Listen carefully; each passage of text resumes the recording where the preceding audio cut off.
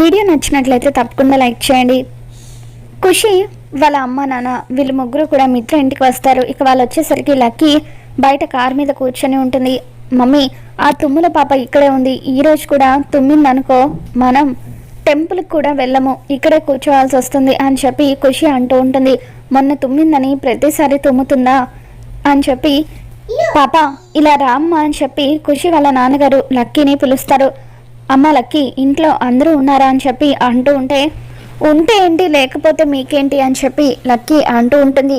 మరేం లేదమ్మా, ఒకసారి పలకరించిపోదామని అడుగుతున్నాను అని చెప్పి ఖుషి వాళ్ళ నాన్నగారు అంటూ ఉంటారు. పలకరించిపోవడానికి ఇక్కడి వరకు రావాలా? అదేదో ఫోన్లో పలకరిస్తే సరిపోతుంది కదా అని చెప్పి లక్కీ అంటూ ఉంటే, అమ్మో ఈ పిల్ల మామూలుది కాదు అని చెప్పి ఇక అలా ఖుషి వాళ్ళ అమ్మ నాన్న వీళ్ళు ముగ్గురు కూడా లోపలికి వస్తూ ఉంటారు. ఇక వాళ్ళని చూడగానే దేవి అని, రండన్నయ్య గారు, రండి వదిన గారు, కూర్చోండి అని చెప్పి అమ్మ జాను అని చెప్పి జానుని ప్రేమగా పిలుస్తూ ఉంటుంది. ఈ దేవి అని ఆంటీ ఏంటి ఇప్పుడు జానుని పిలుస్తుంది అని చెప్పి మనీష మనసులో అనుకుంటుంది. ఏంటంటే ఇప్పుడు మీరు జానుని ఎందుకు పిలుస్తున్నారు అని చెప్పి మనీష అంటూ ఉంటే, ఇన్ని రోజులుగా ప్రేమ దోమ అని తిరిగింది, కానీ ఇప్పుడిప్పుడే నా కొడుకుని మర్చిపోతుంది కదా, ఊరికే అలా ప్రేమ అభిమానాలను బిస్కెట్లలాగా వేస్తే కాళ్ళ దగ్గర పడుంటుంది, అందుకే అలా ప్రేమగా పిలుస్తున్నాను అని చెప్పి దేవి అని అంటూ ఉంటుంది. ఇక ఆ తర్వాత ఏంటంటే పిలిచారు అని చెప్పి జాను దేవి అని దగ్గరికి వస్తుంది. ఇక అప్పుడు దేవి అని, ఆంటీ ఏంటమ్మా కొత్తగా, ఎప్పట్లాగా నువ్వు నన్ను ప్రేమగా చిన్నత్తయ్య గారు అని పిలవచ్చు అని చెప్పి అంటూ ఉంటుంది. ఇక ఆ తర్వాత వివేక్ని పిలుస్తూ, ఒరే వివేక్, ఖుషి నీతో పాటు గుడికి వెళ్ళడానికి వచ్చింది, రారా, వచ్చి ఖుషిని పలకరించు అని చెప్పి దేవి అని అంటూ ఉంటే హాయ్ అంటూ ఖుషికి వివేక్ షేక్ హ్యాండ్ ఇస్తూ ఉంటాడు. ఇక అలా ఖుషి వివేక్ చెయ్యి విడిచిపెట్టకుండా అలాగే పట్టుకొని ఉంటుంది. జాను కోపంగా చూస్తూ ఉంటుంది. చెయ్యి కనుక వదిలేలేదనుకో ఆ చేతిని నరికేస్తాను అని చెప్పి జాను వివేక్కి వార్నింగ్ ఇస్తూ ఉంటుంది. ఇక ఆ తర్వాత బాబు వివేక్ కూర్చోమ్మా అని చెప్పి ఖుషి వాళ్ళ నాన్నగారు అంటూ ఉంటే ఇక వివేక్ హాల్లో చైర్లో కూర్చుంటాడు. నేను శామ్ని కూడా గుడికి తీసుకొని వస్తాను, ఇప్పుడే వెళ్ళి శామ్కి ఆ విషయం చెబుతాను అని చెప్పి దేవి అని సంయుక్త దగ్గరికి వెళ్తూ ఉంటుంది. అసలు ఈ దేవి అని ఆంటీకి ఏమైనా దయ్యం పట్టిందా, ఎందుకు గుడికి అందరినీ తీసుకొని వెళ్ళాలనుకుంటుంది అని చెప్పి మనీష మనసులో అనుకుంటుంది. దేవి అని సంయుక్త దగ్గరికి వచ్చి, అమ్మ సంయుక్త, ఖుషి వాళ్ళ నాన్నగారికి పెళ్లికి ముందు పూజ చేయించడం ఆనవాయితీ అంట, అందుకే మేమంతా గుడికి వెళ్తున్నాం, నువ్వు కూడా వస్తే బాగుంటుంది అని చెప్పి అంటూ ఉంటే, వాళ్ళది ఆచారం అయితే నేనెందుకంటే గుడికి రావడం అని చెప్పి సంయుక్త అంటూ ఉంటుంది. అలా అంటావేంటమ్మా, ఈ పెళ్లికి పెద్దవి నువ్వే కదా, నీ వల్లే జాను నా కొడుకుని వదిలేసింది అని చెప్పి ఇక సంయుక్తని కూడా గుడికి రమ్మని చెప్పి దేవి అని అంటూ ఉంటుంది. ఇక అప్పుడు సంయుక్త మిత్ర వైపు చూస్తూ, మిత్ర గారు కూడా గుడికి వస్తేనే నేను వస్తాను అని చెప్పి అంటూ ఉంటుంది. ఇక అప్పుడు ఆ మాటలు విన్న మిత్ర, ఏంటి సంయుక్త గారు, నేను కూడా మీతో పాటు గుడికి రావాలా, నేనెందుకు అని చెప్పి మిత్ర అంటూ ఉంటాడు. ఏం మిత్ర గారు, మీరు మాతో పాటు గుడికి రాకూడదా, మీరు నా కోసం నేను మీకోసం పూజ చేయకూడదా అని చెప్పి అంటూ ఉంటుంది. నేను మీ పేరు మీద పూజ చేయించడం ఏంటి అని చెప్పి మిత్ర ఆశ్చర్యంగా అడుగుతాడు. అదేంటి మిత్ర గారు, నాకు మంచి జరగాలని మీరు కోరుకోవడంలో తప్పేముంది, మీరు నాకు మంచి జరగాలని అర్చన చేయించండి, నేను మీకు మంచి జరగాలని మీ పేరు మీద అర్చన చేయిస్తాను, ఇద్దరికి బ్యాలెన్స్ అయిపోతుంది అని చెప్పి ఇక అలా సంయుక్త బలవంతం పెట్టడంతో మిత్ర గుడికి రావడానికి ఒప్పుకుంటాడు. ఇక తర్వాత జయదేవ్ వచ్చి ఖుషి వాళ్ళ నాన్నగారిని పలకరిస్తూ ఉంటారు. బిజినెస్ అంతా ఎలా జరుగుతుంది బావగారు అని చెప్పి పలకరించిన తర్వాత దేవి అని, బావగారు మీరు కూడా గుడికి వస్తారా అని చెప్పి అడుగుతూ ఉంటుంది. పెళ్ళి ఆగిపోయిన తర్వాత వస్తానులేమ్మా అని చెప్పి ఇప్పుడు చేంజ్ చేయాలి అని జయదేవ్ అంటూ ఉంటాడు. దాంతో అందరూ ఒక్కసారిగా షాక్ అవుతూ ఉంటారు. పెళ్ళి ఆగిపోవడం ఏంటి బావగారు అని చెప్పి దేవి అని అలా ఆశ్చర్యంగా చూస్తూ ఉంటే, ఆగిపోయిన తర్వాత కాదమ్మా, అయిపోయిన తర్వాత వస్తానని అంటున్నాను అని చెప్పి జయదేవ్ కవర్ చేస్తూ ఉంటాడు. ఇక అది గమనించిన మనీష, ఖచ్చితంగా జయదేవ్ అంకుల్ పెళ్ళి ఆగిపోయిన తర్వాత వస్తానని అన్నారు, మరి ఇప్పుడు ఎందుకు ఇలా కవర్ చేస్తున్నారు, ఖచ్చితంగా వీళ్ళందరూ కలిసి ఏదో చేస్తున్నారు, ఏంటో అర్థం కావట్లేదు అని చెప్పి మనీష మనసులో అనుకుంటూ ఉంటుంది. ఇక ఇంతలో మిత్ర రెడీ అయ్యి కిందికి వస్తాడు. ఏంటి మిత్ర, నువ్వు కూడా గుడికి వెళ్తున్నావా అని చెప్పి జయదేవ్ అడుగుతూ ఉంటాడు.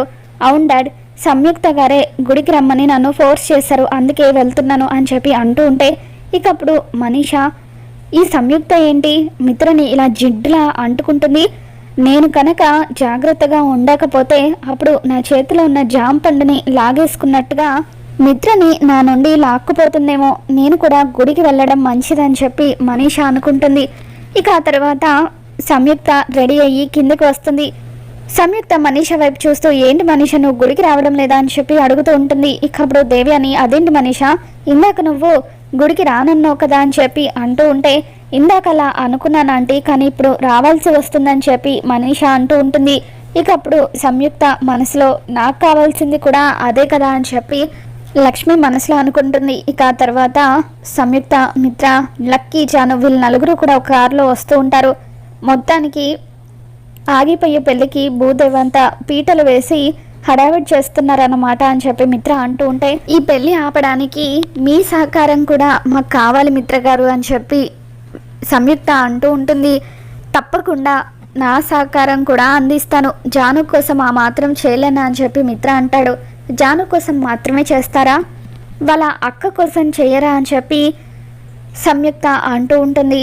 ఇక అప్పుడు ఆ మాటలు విన్న లక్కీ, ఏంటి జాను టీచర్కి అక్కుందా అని లక్కీ అడుగుతూ ఉంటే, అప్పుడు సంయుక్త, అవును లక్కీ, జాను టీచర్కి అక్కుంది, జాను టీచర్ని ఎంతో ప్రేమగా చూసుకునేది, తన భర్తని కుటుంబాన్ని కూడా ఎంతగానో ప్రేమించేది అని చెప్పి సంయుక్త అంటూ ఉంటే, ఏంటి నాన్న నాకు ఎప్పుడు చెప్పలేదేంటి అని లక్కీ అంటూ ఉంటే, చెప్పాల్సిన అవసరం రాలేదు, అయినా మన గురించి ఆలోచించే వాళ్ళ గురించే మనం కూడా మాట్లాడుకోవాలి, అంతేకాని వేరే వాళ్ళ గురించి మనకు అనవసరం అని చెప్పి మిత్ర అంటూ ఉంటాడు. అది కాదు మిత్ర గారు అని చెప్పి సంయుక్త అంటూ ఉంటే, ప్లీజ్ సంయుక్త గారు ఇక ఆ టాపిక్ని వదిలేస్తారా అని చెప్పి మిత్ర అంటూ ఉంటాడు. ఇక ఆ తర్వాత, నాన్న ఒకసారి నీ ఫోన్ ఇస్తావా, జున్నుకి ఫోన్ చేసి టెంపుల్కి రమ్మని అడుగుతాను అని లక్కీ అంటూ ఉంటే, ఇప్పుడు వాడెందుకు టెంపుల్కి అని చెప్పి మిత్ర అంటాడు.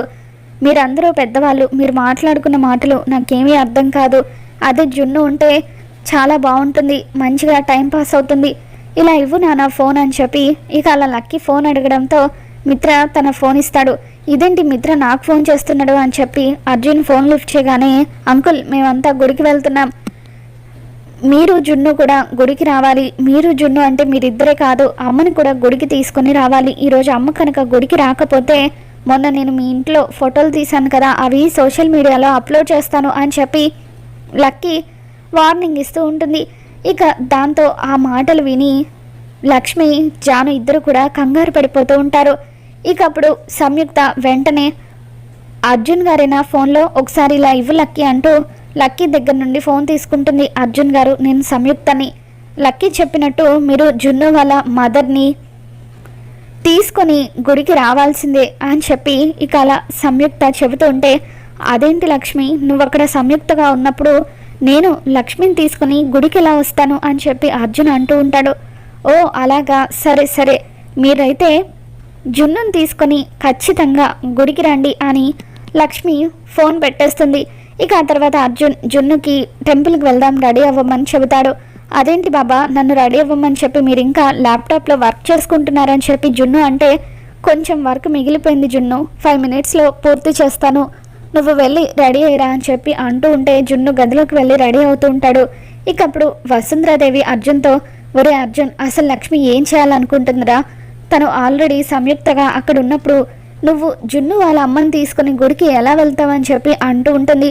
ఇక అప్పుడు అర్జున్, అదే నాకు కూడా అర్థం కావట్లేదమ్మా, ఇండైరెక్ట్గా ఫోన్లో జున్నుని తీసుకొని గుడికి వచ్చేయమని చెప్పింది, లక్ష్మి ఎందుకు అలా చెప్పిందో నాకు కూడా అర్థం కావట్లేదు, ప్రస్తుతానికైతే నేను జున్నుని తీసుకొని టెంపుల్కి వెళ్తున్నాను అని అర్జున్ అంటూ ఉంటాడు. మరి రాబోతున్న ఎపిసోడ్లో లక్ష్మి ఏం చేయబోతుందో ఏంటో మళ్ళీ మన ఛానల్లో తెలుసుకుందాం. మీకు కనుక ఈ వీడియో నచ్చినట్లయితే తప్పకుండా లైక్ చేయండి.